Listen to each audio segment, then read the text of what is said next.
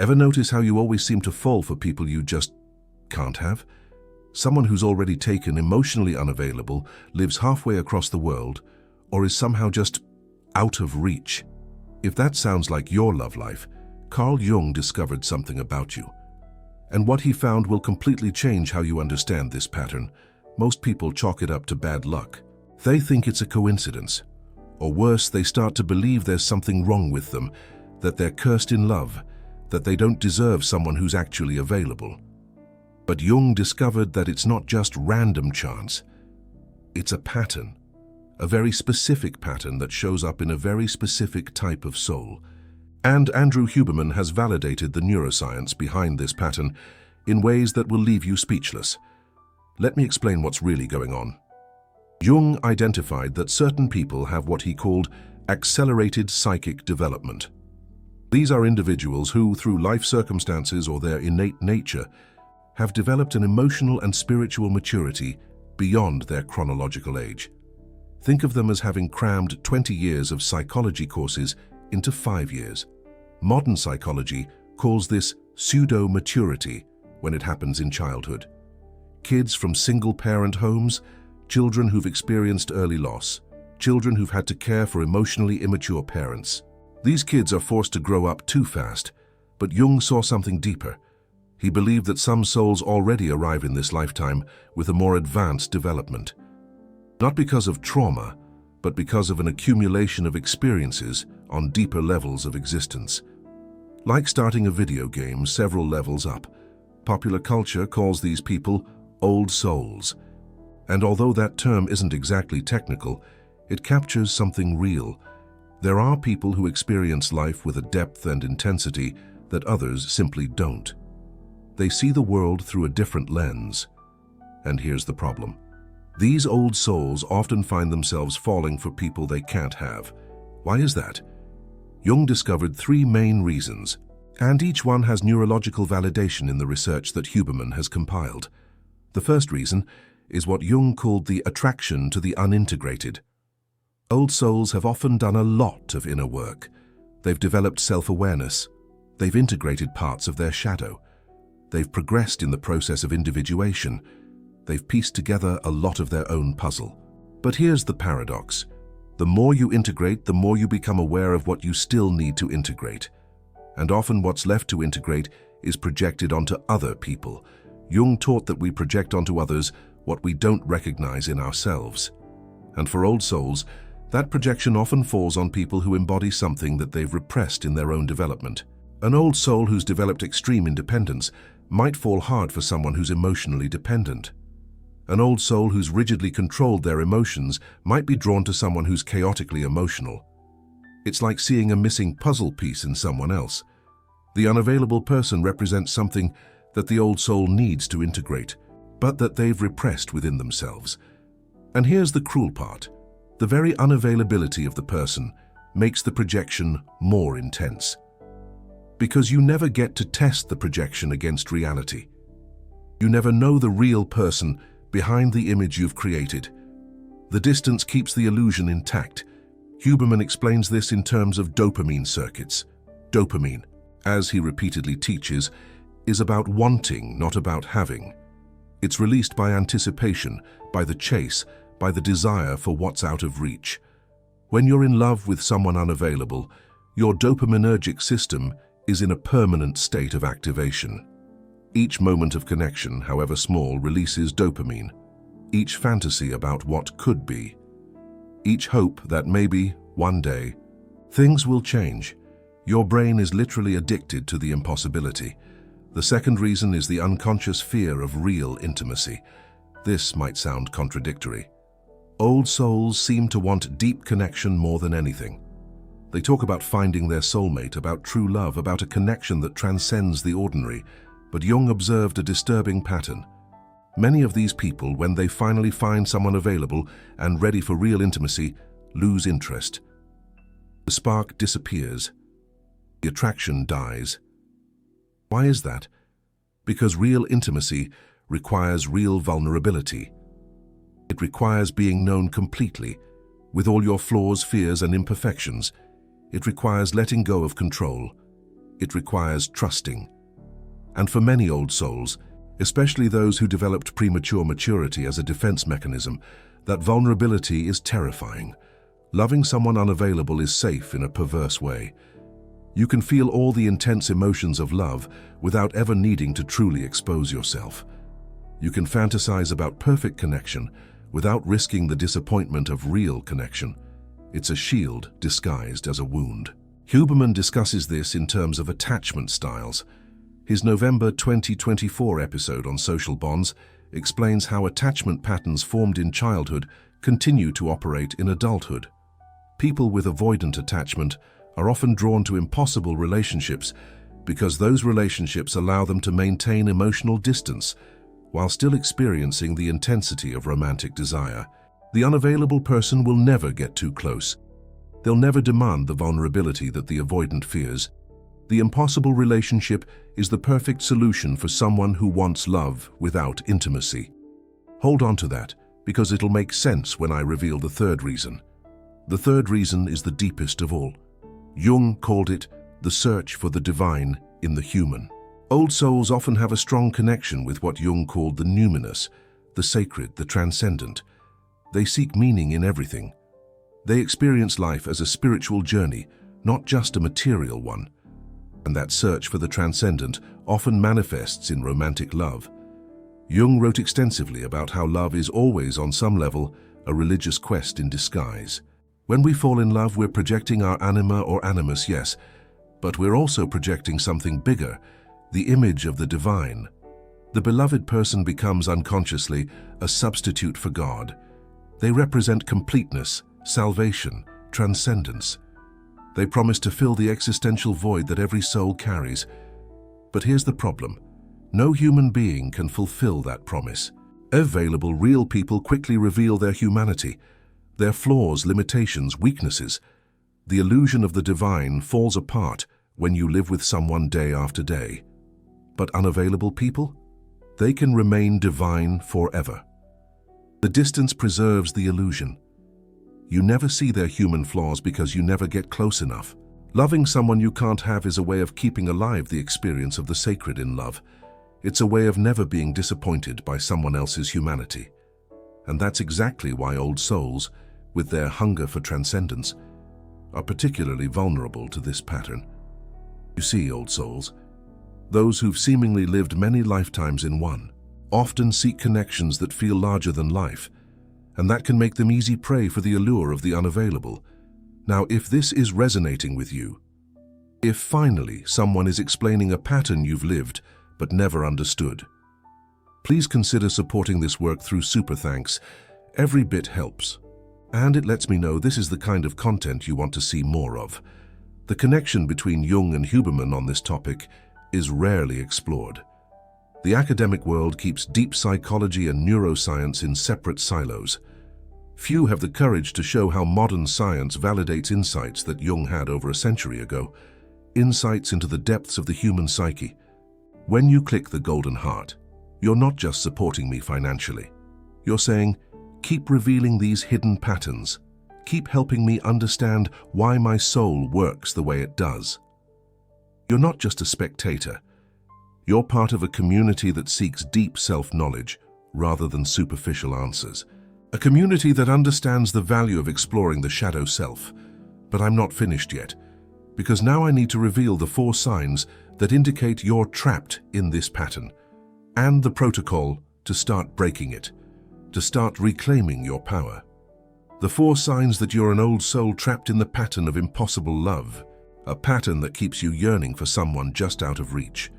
Sign 1, you feel more intensity with distant people than with present people. When someone is available, when someone demonstrates clear interest, when someone wants to be with you, something in you shuts down. The spark disappears. You start to notice defects you didn't see before. You lose interest. It's like the puzzle pieces don't quite fit. But when someone is mysterious or distant, uncertain, something in you ignites. You feel alive. You think about that person constantly. You daydream about what could be. It's as if the impossibility is what fuels the fire. Huberman explains this as an inverted dopamine pattern. Your brain has been conditioned to associate uncertainty with reward and certainty with boredom. Availability has become neurologically boring. It's a dopamine roller coaster, and you're addicted to the ups and downs. Sign 2. You confuse intensity with compatibility. When you feel that overwhelming attraction, when your heart races. When you can't stop thinking about someone, you interpret this as a sign that you've found the right person. It must be destiny. It must be a soulmate connection. But often, the opposite is true. The intensity of attraction can be a sign of an activated wound, not genuine compatibility. Your nervous system is reacting to something familiar, something that replicates old patterns, something that activates your attachment system in ways that seem powerful, but are actually dysfunctional. A false sense of connection. Truly compatible people often don't generate that initial intensity. Healthy love grows slowly, based on safety and trust, not on an emotional roller coaster. It's a gentle simmer, not a roaring fire. Sign 3. You secretly believe that you deserve a higher love than the common. Old souls often feel that normal relationships aren't enough for them. They want a connection that transcends the mundane. They want love that is spiritual, transformative, epic, something that reveals the deeper mysteries of existence. This desire isn't wrong in itself, but it can become an excuse to reject available people who could offer real love, in favor of fantasies about unavailable people who represent an unattainable ideal, a shimmering mirage in the distance. Common love seems beneath you, and you keep pursuing the extraordinary, which conveniently never materializes, leaving you in a perpetual state of longing. Sign 4. You've had multiple experiences of impossible love. Once might be coincidence, twice might be bad luck. But if you look back and see a pattern, if you realize that you repeatedly fall for people you can't have, that's not destiny. That's unconscious programming. That's your inner landscape influencing your outer reality. Jung would say that you're repeating an archetypal constellation, reenacting a drama as old as time itself. Huberman would say that you've created neural pathways that associate love with impossibility. The result is the same. You're stuck in a loop, repeating the same painful story over and over. If you identified with 3 or more of these signs, you're probably an old soul trapped in this pattern, and you need to do something about it. You need to take action to break free, now. The protocol for breaking the pattern, the steps to reclaim your heart and find the love you truly deserve. Before I give you the steps, I need to alert you to something. Breaking this pattern is not going to be comfortable. Your brain is conditioned to this type of love. Your dopamine circuits expect the roller coaster. When you start to change, you're going to feel real withdrawal, healthy love. In the beginning, might seem boring compared to the intensity you're accustomed to. This doesn't mean that something is wrong. It means that you're recalibrating. You're rewiring your brain for something real. The protocol has 5 steps that should be practiced for at least 90 days. Commit to this process, and you'll see a profound shift in your relationships. Step 1. Mapping the pattern. Before you change anything, you need to understand exactly how your pattern works. This requires brutal honesty with yourself. No holding back. Take a notebook and list all the people you've fallen for intensely in the last 10 years. Be honest. Include crushes that never materialized, platonic loves, romantic obsessions, everything. For each person. Answer. Was this person genuinely available for a relationship with me? If not, what made them unavailable? Committed, emotionally distant, geographically inaccessible, simply disinterested. Dig deep. Look at the list. Look for patterns. What type of unavailability appears repeatedly? This is your specific signature of impossible love. This is the key to unlocking your freedom. Jung called this process making the unconscious conscious. You can't change what you can't see. The first step is to see clearly, to bring the hidden forces into the light. Step 2. Identification of the original wound. Now that you've mapped the pattern, you need to go deeper. Ask, where does this come from? What is the root of this pattern? Set aside some time in silence. Think about your childhood. What was the love you received like? Were your parents emotionally available? Did you need to earn attention, or was it given freely? Were you abandoned in some way, physically or emotionally? For many old souls, the pattern of impossible love began in childhood. Maybe a parent was emotionally distant, and you learned that love means pursuing someone who is never fully present. Maybe you were parentified, caring for adults instead of being cared for, and learned that your role is to give without receiving. The original wound created a template, and that template continues operating, attracting you to situations that replicate the original dynamic. It's like a blueprint for heartbreak. Identifying the wound isn't to blame anyone, it's to understand. When you understand where the pattern comes from, it loses some of its power over you. Knowledge is power, especially when it comes to understanding yourself. Step 3. Conscious rejection of drama. This step is the most difficult in practice. It requires you to go against your instinct, to challenge the very core of your being. Every time you feel that overwhelming attraction, that chemistry impossible to ignore, that certainty that this person is special, pause. Ask, is this person available? And not just physically available, but emotionally available, capable of intimacy, ready for a real relationship? If the answer is no, or if the answer is uncertain, make a conscious choice. Don't get sucked into the drama. It's going to feel wrong. Your body will scream that you're missing out on something important.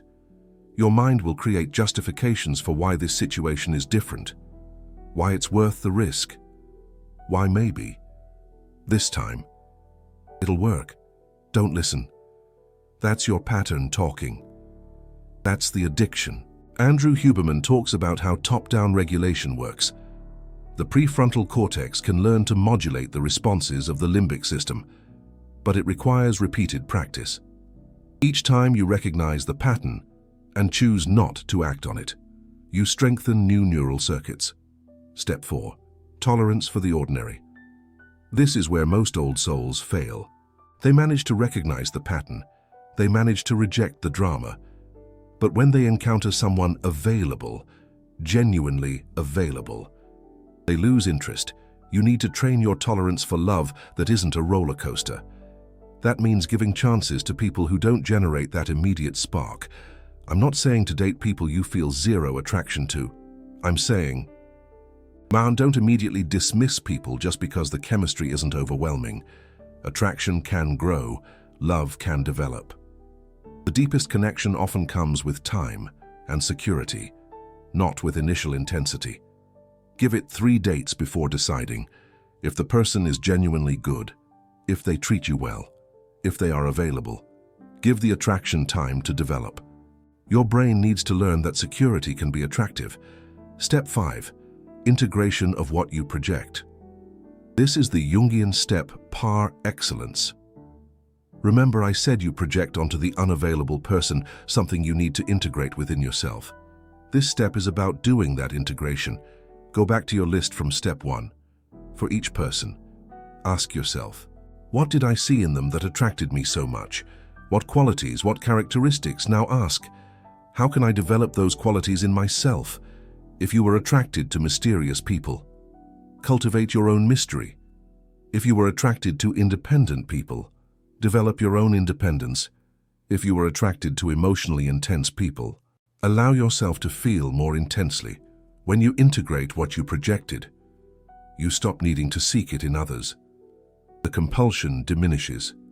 The obsession weakens. Carl Jung called this projection retrieval. It's the moment you stop seeing your soul in another person and start seeing it in yourself. Let me tell you about Sarah. Sarah was a 38-year-old therapist who came for Jungian analysis after a series of impossible loves.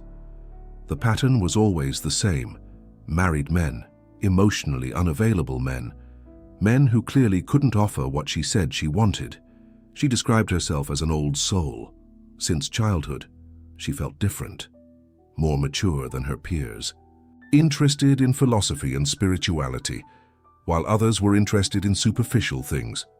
The analyst asked her to describe her childhood. Sarah was the only child of parents who divorced when she was 6 years old. Her father left and rarely appeared.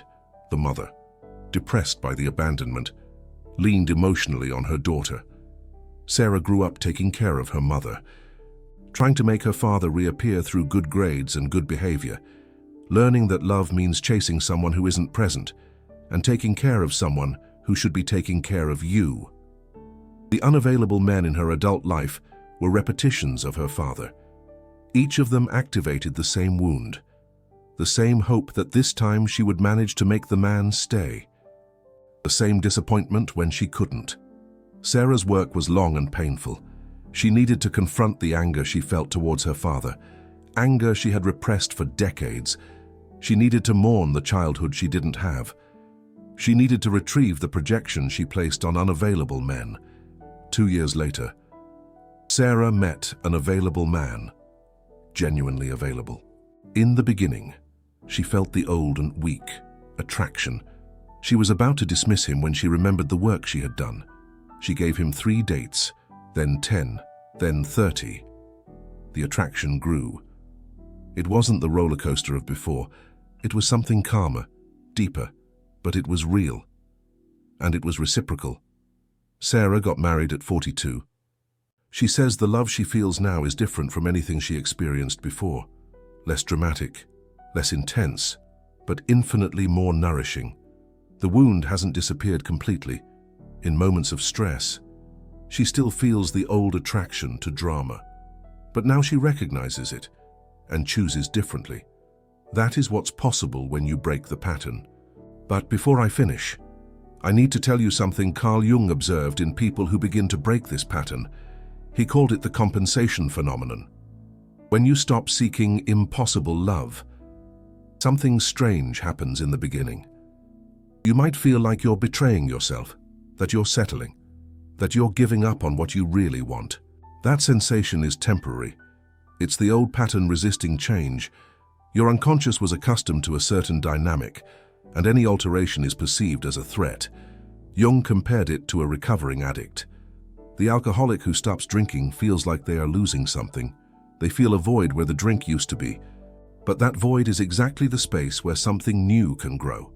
The void you feel when you stop chasing impossible love is the space where real love can finally enter. There's also another phenomenon that Andrew Huberman discusses in neurological terms, the recalibration of the reward system. Your brain has been trained, through years of repeated pattern, to associate love with impossibility. Dopamine circuits fire stronger for the uncertain than for the available. When you start to change this pattern, your brain needs to recalibrate. This takes time. The first few months can seem emotionally boring. You may feel that you've lost the ability to fall in love. You haven't lost it. You're recalibrating. Huberman explains that the dopaminergic system is highly plastic. It can learn new associations, but it needs consistency. It needs repetition. It needs time. The 90-day mark that I mentioned in the protocol isn't arbitrary. It's approximately the time the brain takes to establish new, stable, neural patterns. If you give up before that, you go back to the old pattern. There's something else that Carl Jung observed and that I need to share. Old souls who break the impossible love pattern often go through a period of mourning. Not mourning for a specific person, mourning for an identity. Part of who you were was tied to that pattern, the narrative of being someone who loves too deeply, who feels too much, who is misunderstood in love. That narrative, as painful as it is, has become part of how you define yourself. When you change the pattern, that part of your identity dies, and any death, even of something dysfunctional, requires grief. Allow yourself that grief. Don't try to skip this step. Recognize that you're leaving behind a version of yourself. Thank it for everything it taught you, and then let it go. On the other side of grief, a new identity emerges, No longer the person who loves the impossible, but the person who is capable of giving and receiving real love. This new identity is less dramatic, less tragic, less romantic in the cinematic sense, but it's infinitely more functional, infinitely more satisfying. Carl Jung would call this part of the individuation process, letting old ways of being die so that new ways can be born. Let me ask you one last question. If you could choose between two love lives, which would you choose?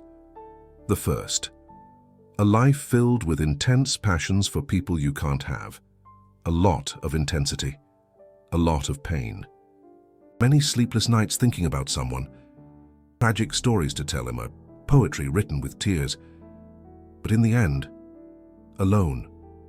The second, a life with less drama, less initial intensity, but with someone who is truly present, someone who shows up every day, someone with whom you build a real life, not a fantasy. Fewer stories to tell, but more peace, more connection, more presence. Culture teaches us to choose the first. It romanticizes the pain. It glorifies the impossible. Jung and Huberman show us that the second is possible, and that you can rebuild your capacity to choose it. The choice is yours, but now you know that it's a choice, not destiny, not a curse. A choice. And choices can be different.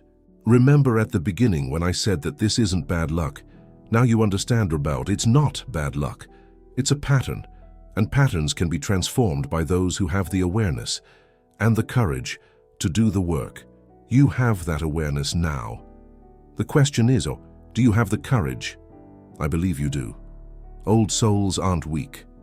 They're deeply resilient. They've survived things that others can't even imagine. This pattern of impossible love was, in a way, a protection, a way to feel intensely, without exposing yourself completely. But protections that served you in the past can become prisons in the present. It's time to get out of the prison, not because there's something wrong with you, but because you deserve more than to visit love from afar.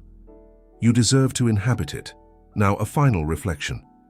We live in a culture that romanticizes impossible love. Movies, music, books. The constant message is that true love is dramatic, that difficulties are proof of depth, that pursuing someone who doesn't want you is noble. Jung and Huberman show a different truth. Jung shows that much of what we call love is projection. It's the search for parts of ourselves that we project onto others. It's the repetition of old patterns disguised as destiny. Huberman shows that our brains can be reconditioned, that the patterns that seem fixed can be changed. That dopamine can be redirected to healthier rewards. You aren't condemned to love who you can't have. You aren't cursed in love. You have a pattern, and patterns can be broken. The question is, are you willing to do the work? Because the work is real. It requires confronting old wounds. It requires tolerating the discomfort of change. It requires letting go of the drama that, as painful as it is, has become familiar. But on the other side of that work, there's the possibility of real love. Not the love of the movies, not the epic and dramatic love, but love that nurtures, love that's present, love that's reciprocal. And that's what old souls really deserve. Not the romantic loneliness of chasing the unattainable, but the real connection with someone who can truly be there. Comment down below, old soul. If you identified with this pattern, if you finally understand why your love life has followed this path, write old soul. I want to know how many of you are recognizing your own story in this video. And if you know someone who always falls for unavailable people, someone who seems cursed in love, share this video. It could be the first step for that person to break a pattern that's been keeping them trapped for years. Your soul may be old, but your pattern doesn't have to be eternal. Change is possible. The question is, will you choose differently? Until the next video.